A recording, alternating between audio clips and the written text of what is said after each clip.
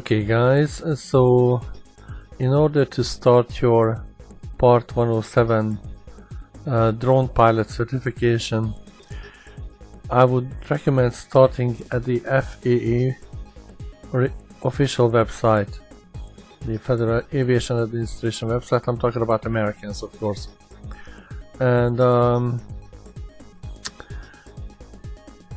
basically you find everything you need to start your journey, and it tells everything about it. And the FAA is changing the rules and working on legislature and adapting to the demand, and not only for recreational flights but also for other areas and business operations, commercial, etc., etc. So the FAA is the best source, not those online courses that charge you an arm and a leg for the same information. Basically, if you go to the official website, the official FAA, you will find everything you need to know, and those guys just repeat the same thing. Okay, it's like you're reading it back to yourself, but you can save those hundreds of dollars that they charge you. It's absolutely ridiculous. And I'm not saying they're completely useless, obviously not, because they very up to date with everything, but nobody's more up to date than the official governmental agency. That's the Federal Aviation Administration. Okay, so that's where you need to go. And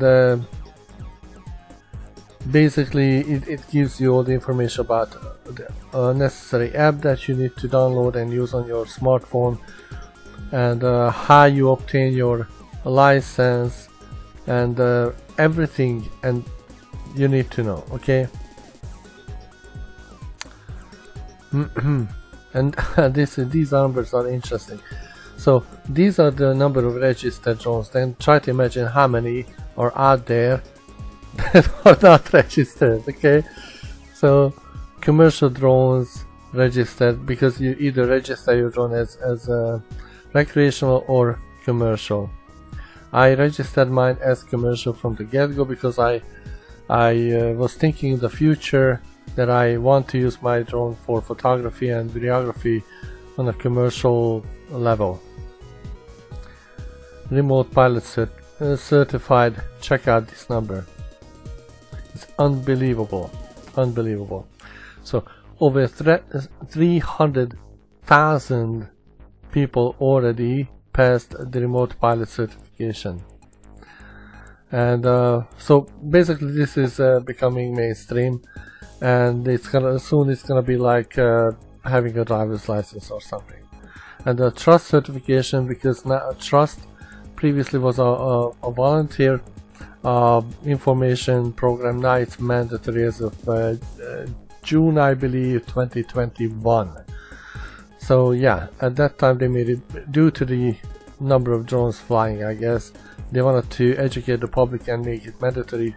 So if a law enforcement or FAA asks for your trust certificate, you must be able to show them either on digital form or the way I showed, that there are options to order a card that you can carry with you. It's a physical card, like a credit card or something.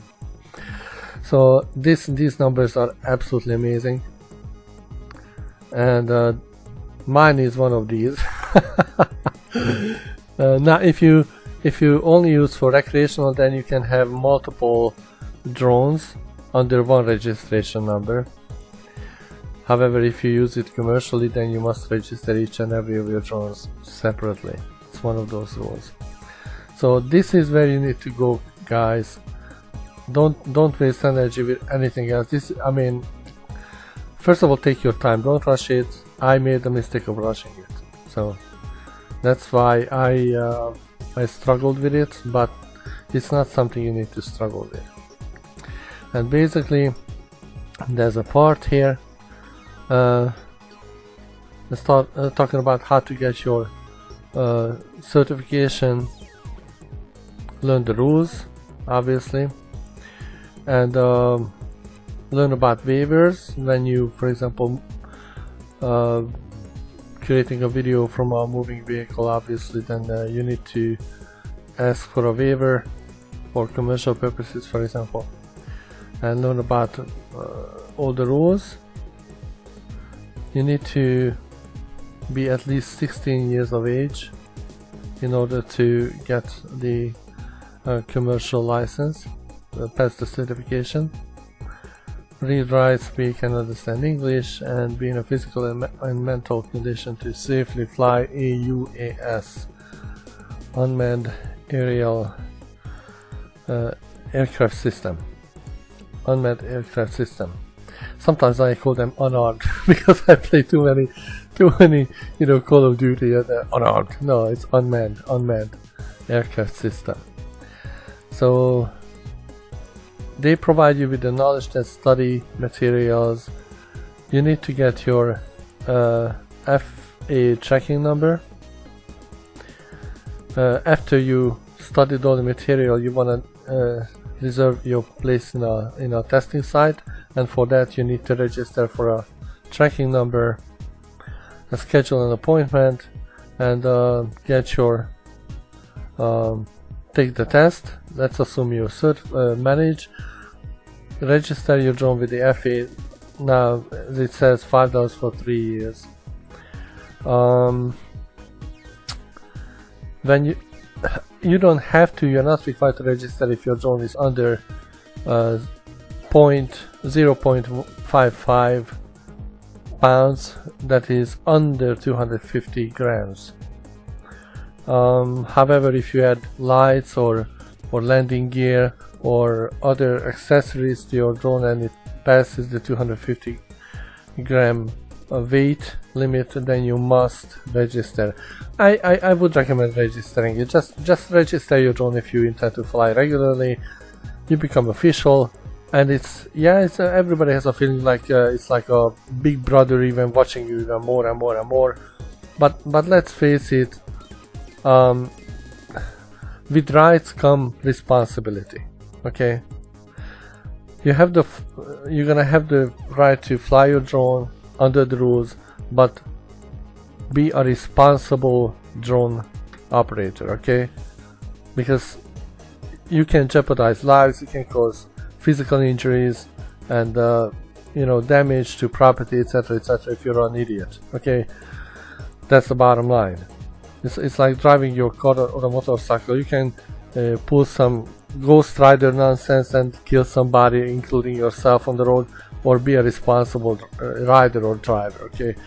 And that same applies to drones, okay? So I immediately registered mine, even though I was not required, and I registered it because there is an option in the registration whether it's recreational or commercial. If you have any intentions of making money with your drone, like shooting footages and you want to put out on YouTube and you monetize the videos, then you must have Part-107 license. Otherwise, the FAA will, I guarantee you, will contact you and demand that you show your 107 license. Otherwise, you must not monetize your videos because you may basically use it for commercial purposes by qualification. Okay, so the rules are very strict, and it's because the FAA recognizes that the drones are out there, just as like I showed you in the previous numbers. If you go down there, I'm literally, these are the drones registered, and try to imagine how many are not registered. So we're talking about millions of drones, and they want to create a safe environment for everybody. That is why they made it mandatory to at least do the trust certification. Okay, it's a 30-minute online course, very, very simple, very logical, easy to comprehend, easy to understand by anybody. Really, it's not like the 107 part, you know, license that's very, very hard. And this is baby stuff. Okay, anybody can pass this. Anybody can, you know, get this, and you must get it, the trust certification, in order to fly your drones. And these are the number of drones registered. Again, that means millions are out there, and our government wants to create some sort of a safety net in order to ease up the rules and probably create more flying zones for drones, but again under, you know, in a responsible environment. So yes, this is what I recommend first and foremost, to go to the FAA website and for example, there's even a qualification questionnaire, an automated system that tells you what kind of a drone are you intending to fly. So for example, your government agency, law enforcement, public safety, no. Are you a citizen? Yes.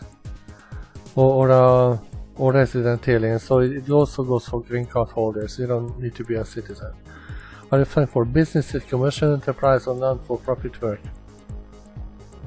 Commercial business, if you intend to make money. Like I said, even if you just want to put out your videos on YouTube, you must have a license. So let's say I'm flying for business, yes. Does the operation involve package delivery? No. Are you 16 plus? Yes. Operate under 107 rules? Yes. Your drone weighs more than 55 pounds. That's the highest limit for Part 107 drone operators. Then you need to probably get additional courses or license or different kind. I'm not sure about that, because I have no intention of going under above 55 pounds or reaching 55. Mine is 0.55, not even 5.5. So, and this especially not 55. That's a big that would be a big drone. I mean, seriously, that's a monster drone. Okay, we're not talking about that. So yeah, so this is a very simple way to start. Not even sure I picked out a couple of things. Yeah, the study materials that you can get, small air traffic airman certification standards. These are the standards. It gives regulatory information and codes. For example, when you let's say make a mistake in your test, it's not going to tell you exactly what the question was that you missed. It's going to give you a code, and this is the code translator or interpreter, if you like, that's going to tell you what kind of a mistake you made regarding the question, what it was all about. And this is the remote pilot small unmanned aircraft system study guide, and I think this is the current one that's valid. And basically all those very expensive online courses just go through the same thing, okay, same thing that like this book goes through. So if you get the book, I guarantee you will not need any kind of expensive online course. Those are vultures, you know, sucking the blood out of your lack of confidence, okay, insecurities. And these are exact same identical graphics, images, things that they're gonna talk to you about. So try to imagine a guy reading this out for you. Controlled airspace. What is controlled airspace? Controlled airspace is a generic term that covers the different classifications of airspace and defined dimensions within which air traffic control ATC service is provided in accordance with the airspace classification. And you're like, wow, this dude is so smart, man. Ah, man, I paid hundreds of dollars for this course, now I understand because this dude is so smart. No, he's just reading out this, okay? This is the official study material, so don't fall for the bull, you know what, okay? And like I said, all information, everything you need to know will be included in this, okay? There's also other materials I'm going to be talking about later and show you everything. But this is the most important book. Download it, study it, spend time with it, couple of days, couple of weeks if you have to. Don't rush it. I guarantee you, if you study this, you will pass the test, no problems whatsoever. There are 60 questions with 70% passing grade, which means you can make 18 mistakes and still pass the stupid test. Okay, the questions are very tricky, very hard, but everything is based on this level, and I guarantee you that none of those online things gonna make any difference if you don't study the book. Okay, this is what you need to study. But let's move on, and I'm gonna show you how I passed it. But again, number one source that I recommend, nothing can replace it. None of those courses can be as good as this information. Available for free, not a penny, you know, required. And at the FAA, please go there, please use this, utilize this, and save yourself a shitload of money. Okay, that's it. Let's move on. Okay, so the way I prepared myself for the test was first of all downloading the materials, going through the basics. But actually the very first time I was going on YouTube, and I find this Tony Northrup guy. I think it's a photographer. Yeah, he's definitely a photographer. I didn't like too much talk, blah blah blah. But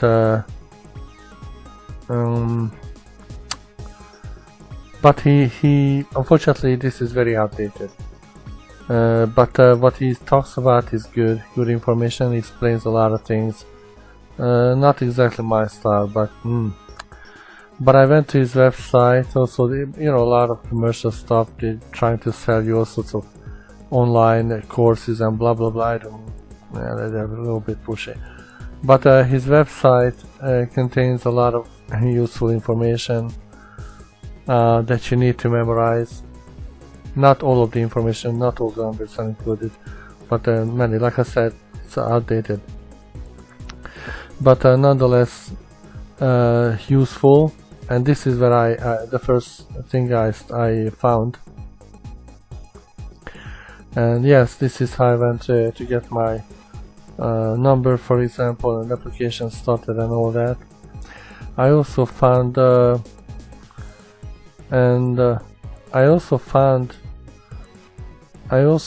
this website, Drone Line and Drone Attorney's Assistance. Again, they're selling a whole bunch of services. That's the whole point. However, they also have this free test practice option here, and I found it very useful. You know, you get into the mood of testing if you haven't done testing for a while, and also includes lots of information, questions, and how you with the right answers, for example. Lots of them. So I went through this, and this was also very useful. However, I can't recall a single question that was exactly identical to the one it was talking about. So, but nonetheless, when you go through these, I believe in my opinion, they're useful. And some calculations, for example, this calculation came up, not necessarily with this answer, but something like similar. And yeah, it's definitely a good source that I found. So I recommend this online Drone Attorney's Assistance website. It's good. Also, I found this John Peltier, again a photographer. He's offering a paid course.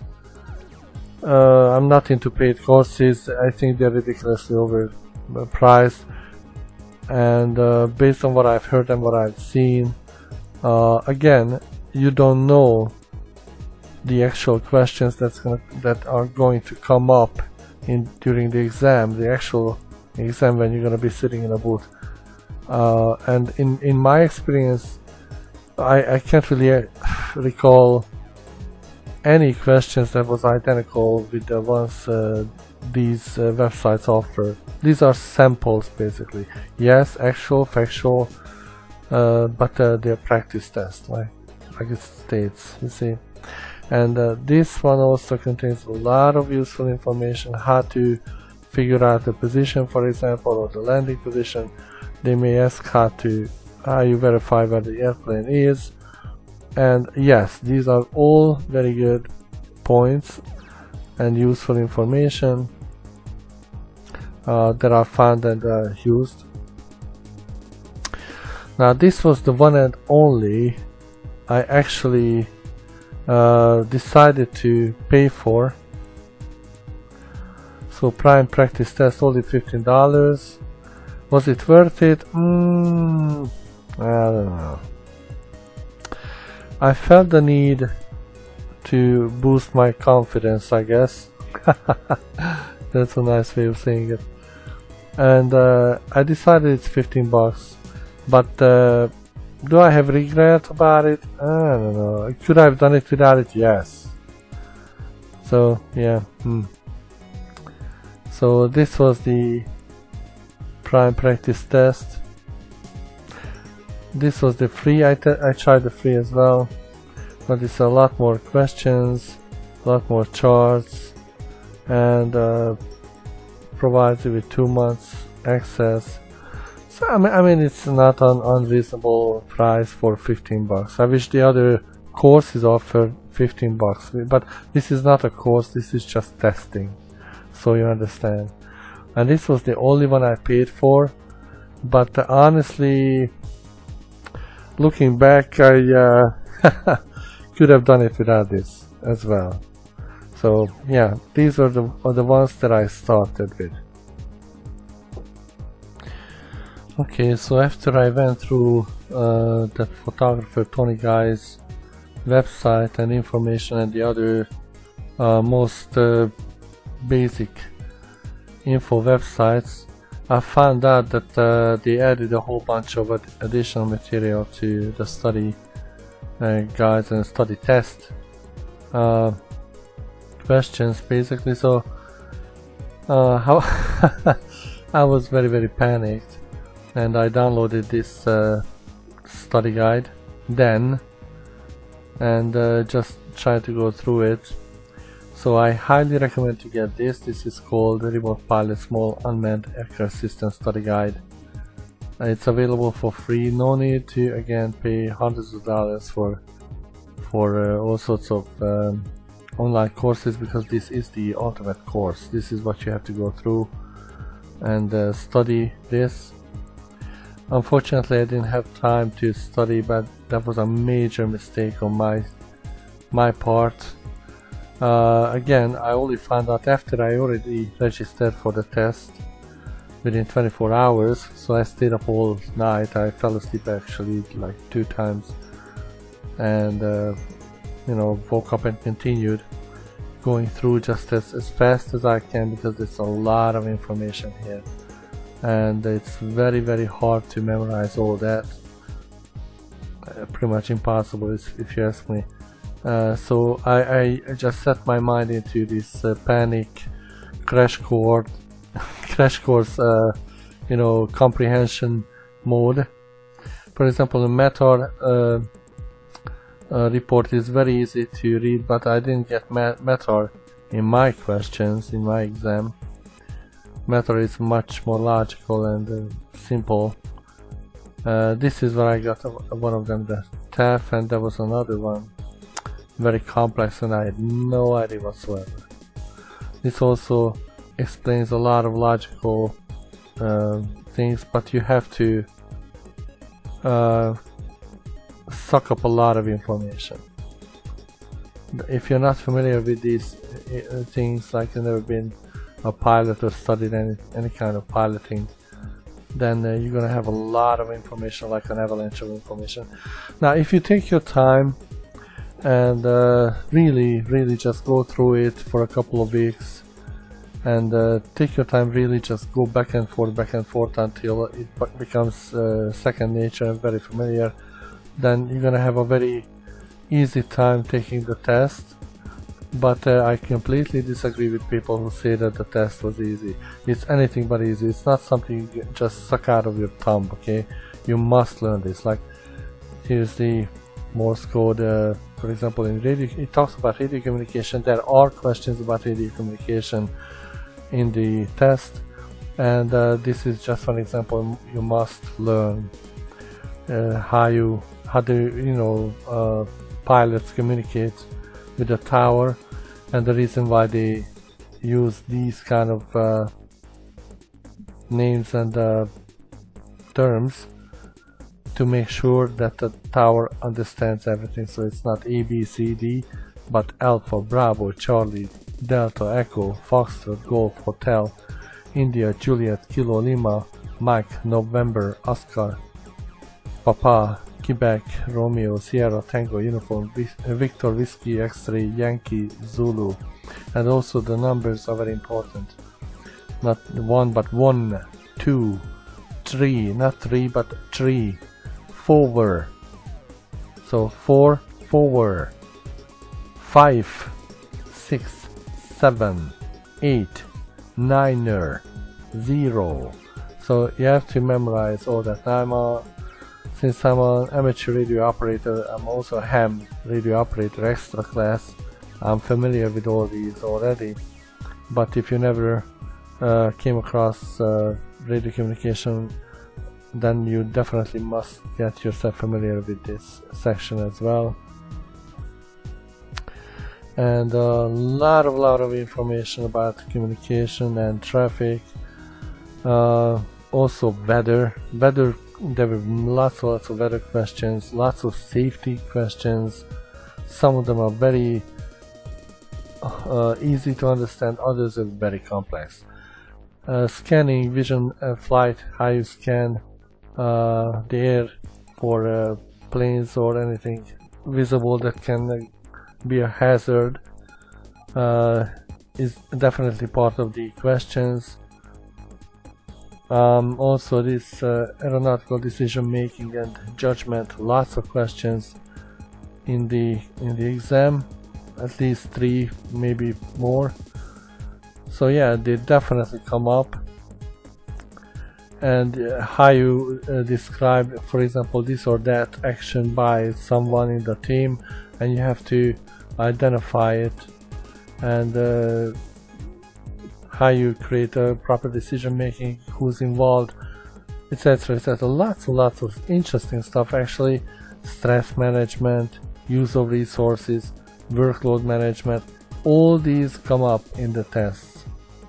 So, and lots of pilot things that only pilots need. We as drone operators will never need them, but pilot stuff, latitude, longitude, because that's gonna be questions like on this latitude and that longitude, what kind of airport is the nearest, and you have to be familiar with it. It's not very complex, but yeah. Also talks about what is this, magnetic pole and how it affects the magnetic variation. So yeah, a lot of terms that I never heard before.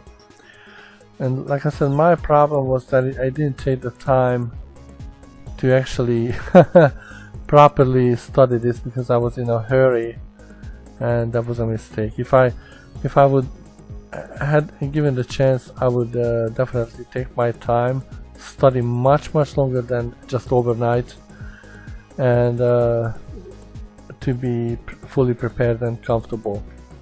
Now this is the testing supplement.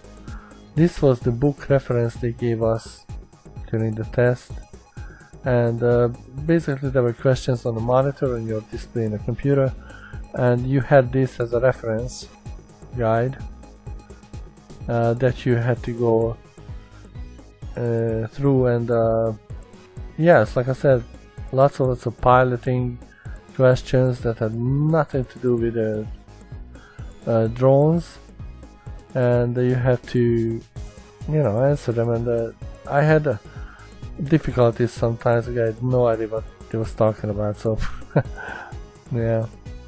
What was that? Now, for example, this was one of the. I had like at least three questions to read this report, and since I didn't go through the entire study material, I had no idea what this was. So I tried to figure it out, and basically what I did was going in between the three questions and try to figure out which referred to what number, and there were like ABC answers, and try to figure it out what showed up here, what showed up there, what can this mean or that can mean. But it was very confusing, very hard for me, because I went there ignorant basically. Okay, so guys, I would recommend to spend time. Don't do the rushing solutions like me. Like I rushed into it and took it very fast, and there were like questions like what these blue signs mean. I had no idea, so I just went by common logic that probably it's a map indicating the highest positions, but it's just common logic. But a couple of occasions, lots of chart questions, and it tells you like in the section 1, section 2, which area it is referring to. But believe it or not, eventually I asked for a magnifying glass from the lady over there, and because there were so many tiny little things, and I would recommend take your time, don't rush it, because there's gonna be lots of tricky things, tricky questions, and data, and sometimes you just can't figure it out. So but the answer is right there somewhere, so you just have to know what to look for. But there's so much information in a chart, and it can be so confusing that without proper preparation you can fail. You can definitely fail. And how to read this or that, and where are the information located, and yes, calculations were also there. I don't remember these, but all I can say is that whatever I took, like online free tests and etc., I can't really record any of those to actually come up in the final actual test. So I was very confused about a lot of things, but and very surprised that so many unrelated questions were in the exam. I even asked the lady, "Are you sure I'm getting the right one?" Because there's so many questions here. I just went through run through the questions and see what's in it basically, and then go. I went again through one by one, and if you're stuck somewhere, there's an option to just select it, like, I don't know, let's move on, and you can get back to the ones. Just don't forget to unselect them again when you finally get the answer. You have to unselect them, and that's how you finish the course. But yeah, lots of chart questions, lots of safety questions, weather questions, lots of weather questions.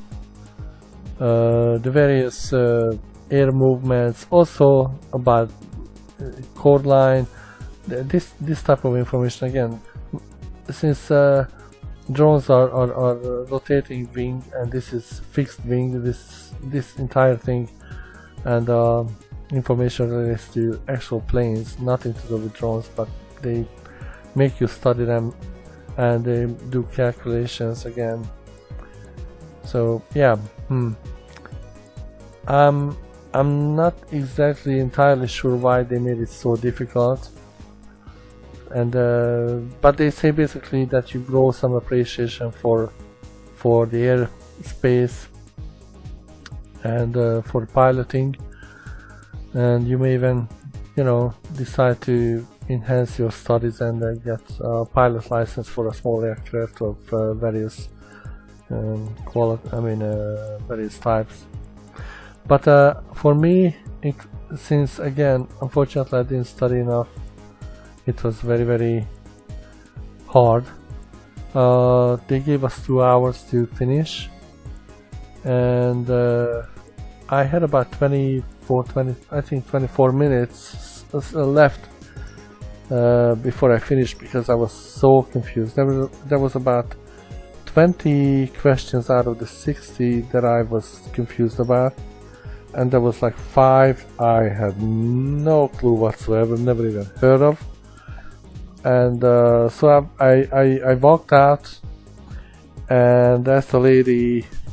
I pretty much told her that I'm prepared for the bad news in case I failed, because like I said, there was about 25 questions I was uncertain about, 20 like confusing, unfamiliar, but I don't know, and the 5 was like, I haven't got a clue, Baba. Not no chance whatsoever. It's like a lottery, it's like a flip. So and then she said that, yeah, actually you did pretty good. And I asked her again that, could you check, here's my ID, check my ID against my name please. No, I can see it's you. And then she said that I passed with 92%. So I was very, very happy about that. And she said that actually the other guys failed, and there were some people re-registering for the next available time, but I think there is a 14-day period you have to wait if you fail. So yeah, I did it, but it was not easy. They also provide you some information how to label your drone, that you have to put a FAA registration number on your drone on a visible area. I also downloaded the New York chart for studying and practicing. It's useful but very confusing again. It's not an easy thing. It's not something you can just suck out of your thumb again. But if you go into the details, you surely, first time it's very, very confusing. But for example, in my test, the questions were not related to New York City, even though, you know, I live here and the test was conducted here. But if you're confused, just go back to the chart info, and there you can find translations basically for every single thing that's listed over there. And not only here, but go down and you know, the sectional areas, and you can download regularly the latest if you're into it. Control tower frequencies for local towers, also special use airspace info, either telephone numbers or information. You see radio frequencies. So yes, a ton of information, and it can get very overwhelming at first. It still is for me. I'm not gonna, you know, lie about it. Like, just because I passed the test, it doesn't mean that I'm some sort of big shot. So I missed so much studying just to do my crash course in preparation overnight, that I definitely go back and going to read more about it, about this study guide. This is very useful, and also others online available, but this is the most important one again. Remote Pilot Small Unmanned Aircraft System Study Guide. Download this, study this, and I'm not, you know, talking against any of these online courses. I just feel like they're too expensive, and thinking back, I don't think I missed anything. I saw some guys just talk their heads off and talk your head off, try to, I don't know, I had a feeling like they just talk too much, okay, and they could summarize the most important things in much shorter videos, but they try to sell you basically the course. So I'm not into that. It's up to you if you pay $200-300 for a course. I did it with an overnight study, and came out with 92%. So yeah, there you go. Okay, so when you want to register your drone, then you have to come to the FAA, Federal Aviation Administration, Drone Zone website, and this is where you find lots of useful information, and you have to create an account.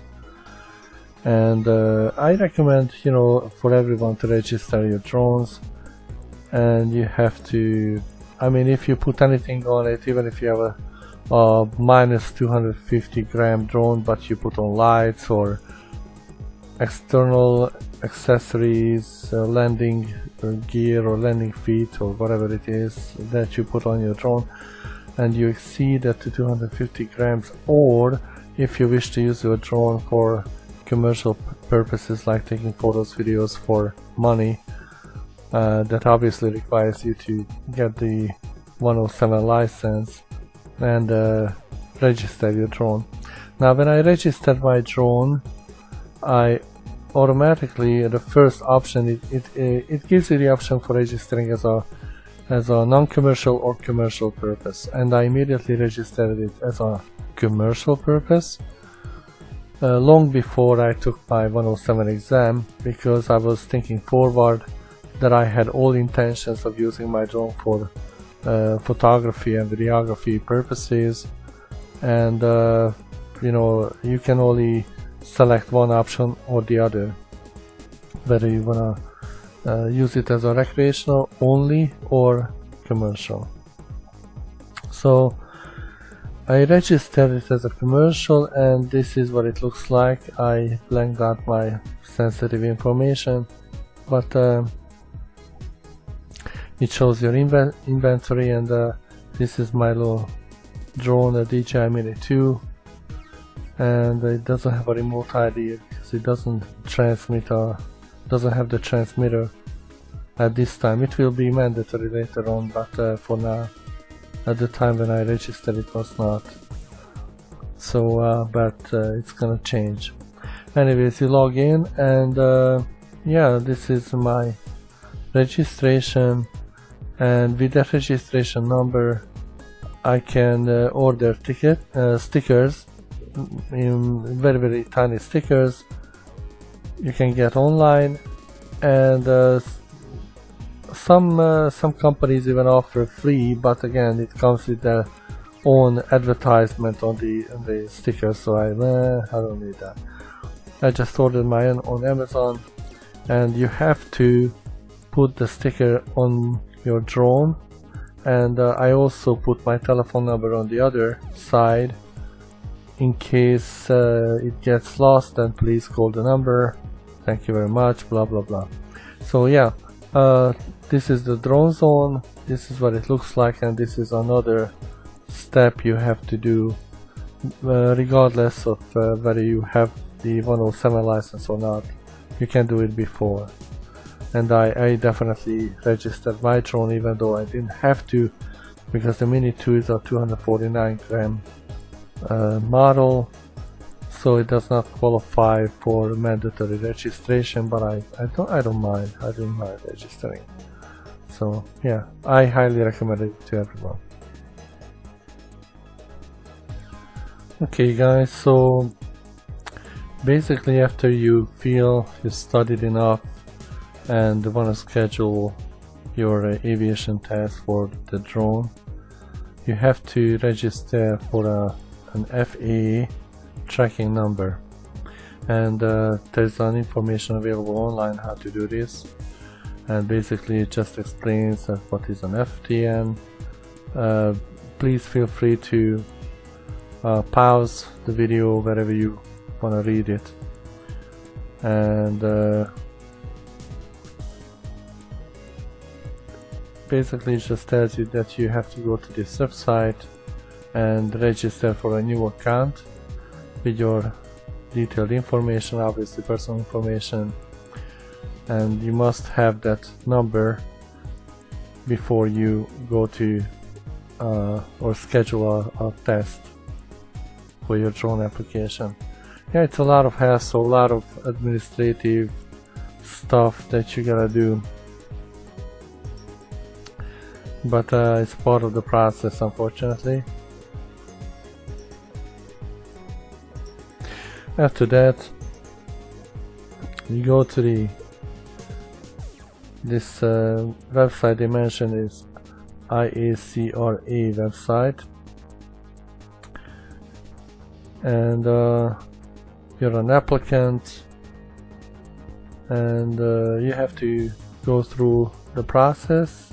I'm not gonna do this right here because I already have an account, so, and that would show up. I don't want to do that, but basically this is where you go, and it's a usual, you know, bureaucracy, administrative stuff that you have to go through. Just make sure you select the proper ones,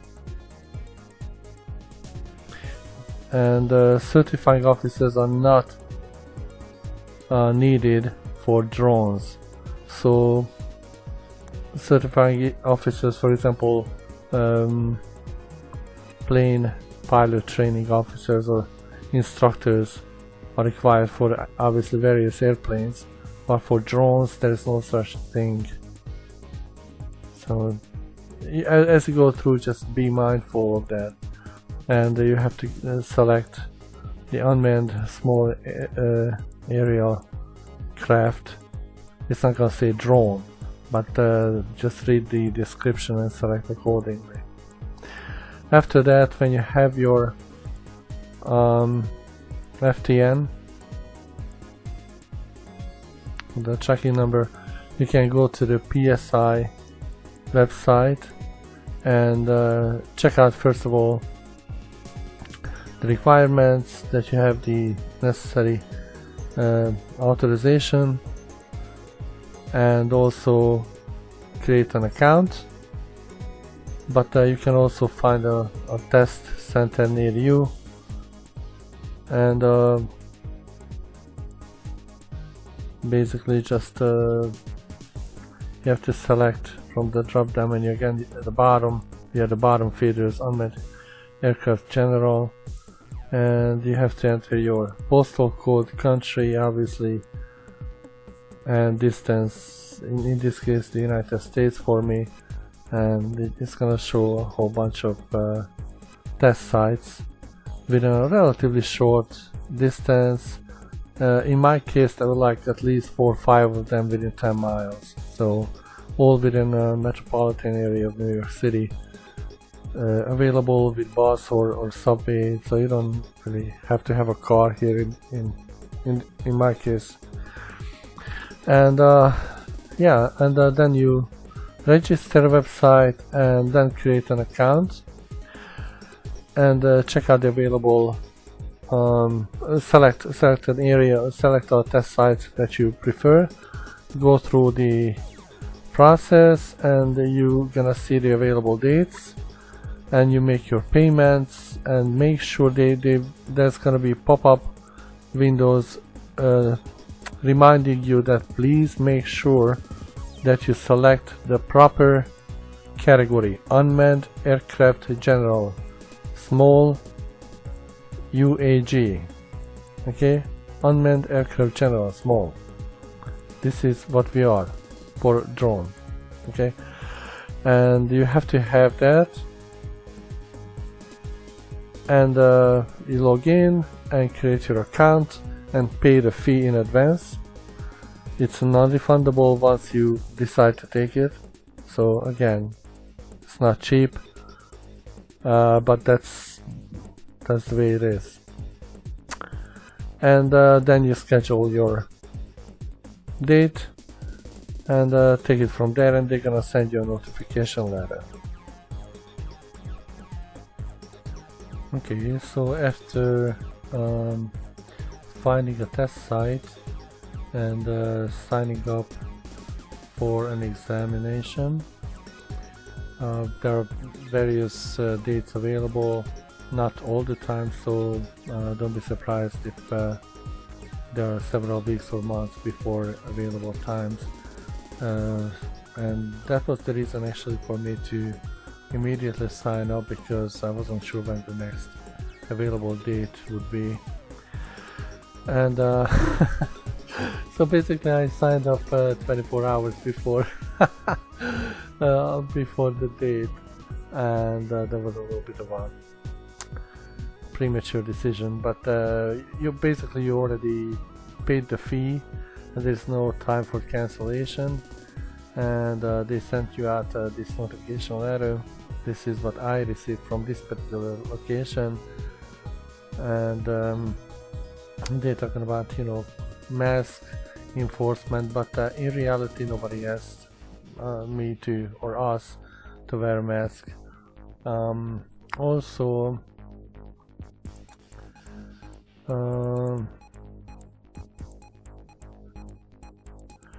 basically you have to have some sort of an identification. They're talking about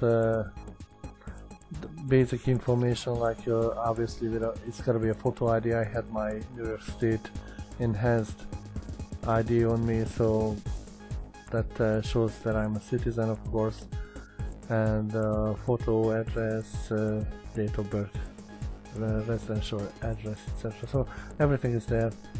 I also took with me my US passport and social security card just in case they needed something, because they mentioned that you have to have something with a signature, and my social security card is the one that has my signature.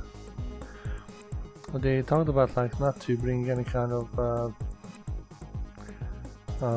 electronic devices such as a smartphone, and they specifically stated not to bring anything because they don't have a locker or a safe area to hold, and unless you travel with a car then you can keep it in your car, but you will not be able to bring into the test site. So believe it or not, I didn't take my phone with me that day, and it got lost like twice finding the damn location. I've never ever been in that area, and it was very, very confusing. So yeah, and as it turned out, they actually provided with a large bag, and I was able to put my coat in it, my fanny pack, so I could have taken my phone with me. So it was completely unnecessary to warn about, you know, carrying your phone with you, because just throw everything into that big bag, take it with you into the inside the location, and you have your little cube where you sit down in front of your computer and you hang your bag at the back of your seat. Just don't touch it, don't do anything. They're monitoring you like a hawk, and if you do anything foolish, they're gonna kick you out. So don't even think about it. So you see, it says no personal items or electronic devices may be brought into the testing area. Stored in your vehicle, blah blah blah. That's why I didn't take anything with me, and I could have taken my phone with me. There was no problems. But yeah, 60 questions, and you have 2 hours, and the passing score is 70%. So it's very, very generous. You can make a ton of mistakes and you still pass. Basically 70%, 60 is 42, so you have to answer 42 in order to pass, which means you can make 18 mistakes. That's a lot of mistakes to make. and you will still pass. I mean, you won't be very proud of yourself, but okay, who cares, right? Okay, and here is the official test report that I've got. I just blocked out the personal info. So I took the exam on February the 1st. I registered on the previous day. And again, I didn't know at the time that there was so much additional material was added, so I had to go through a tremendous amount of material overnight, and I fell asleep. I was so tired, and still managed to take the test pretty good. There was a couple of mistakes I made, and these mistakes were basically indicated in this yellow area. And number one was special use airspace, such as prohibited, restricted, warning areas, military operation areas, alert areas, and controlled firing areas. Second mistake, balance, stability, and center of gravity. Third was description and use of a common traffic advisory frequency CTAF to monitor manned aircraft communications. And the last one was source for airport data. So those are the mistakes I made, but altogether I think I did pretty good, considering. Okay, so after your successful testing, you go home and log into the ISCRA website again, where you register for your FTN, the number. And there's gonna be a control panel like this, and for me it showed up about 2 days later. The temporary certificates section, this section showed up, so you can view your application. If you click on it, it's gonna show. I'm not gonna do it because all my personal information is there, but basically it's all the registration number, your citizenship, your date of birth, everything is there. And also there's gonna be the test temporary certificate, and you must actually print it out. You can also download it. I downloaded it. It's valid for 120 days after the date of examination. So you have to print it out and cut it out with scissors and carry it with you as your temporary certificate till you receive the actual one in the mail. And until then, nothing's gonna show up here, but don't worry about this. It's just because you still have no official license registration number. That's the reason. But it's gonna show up, and by that time you're probably gonna get your card, your printed out 107 license card in the mail. So this is what it looks like, and then wait a couple of days. They usually send out a notification in the email, via email, that your temporary certificate is available for printout, and then you should go and download both for your records, and also print it out and carry it with you. So this is basically the last step, because you already done everything. And yeah, it's a major pain to go through this entire process. It's very lots of bureaucracy and very confusing sometimes, yes. But just like with everything else, it's a little bit of a headache, but you must go through that and the registration process in order to get your license. Finally, when everything is said and done, the FAA is gonna send out your license. It's gonna look something like this. At least this is the current appearance of the 107 license, as far as I know.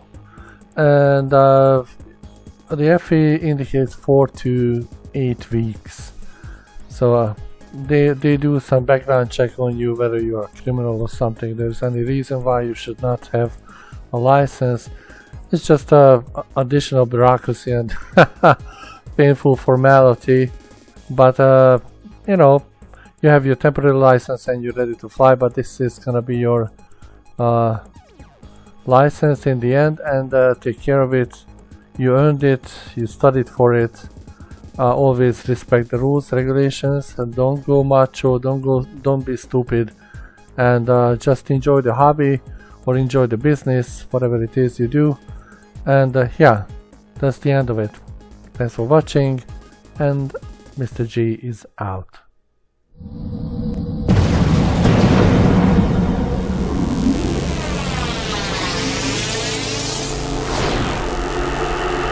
Mr. G takes it.